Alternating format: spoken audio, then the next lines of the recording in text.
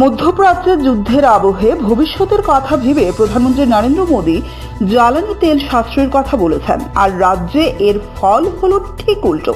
একাংশ মানুষ জ্বালানি তেল সাশ্রয়ের বদলে উল্টো মজুত করা শুরু করে দিয়েছেন। পেট্রোল পাম্পগুলোর সামনে দেখা যাচ্ছে দীর্ঘ লাইন।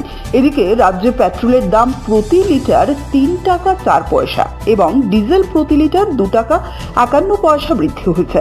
বর্তমানে পেট্রোলের মূল্য প্রতি লিটার 100 টাকা 54 পয়সা এবং ডিজেলের মূল্য হচ্ছে 89 টাকা 46 পয়সা।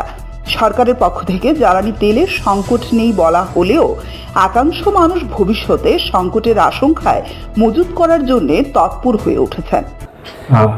আজকে মধ্যরাত্র থেকে পেট্রোলের রেট বাড়ছে, পেট্রোল ডিজেল পেট্রোল বর্তমান রেট হচ্ছে 100 টাকা 54 পয়সা, ডিজেল বেড়ে হচ্ছে 89 টাকা 44 পয়সা।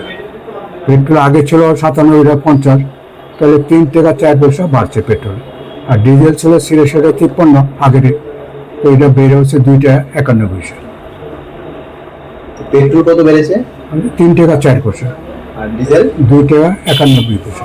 Bureau report, CNA TV.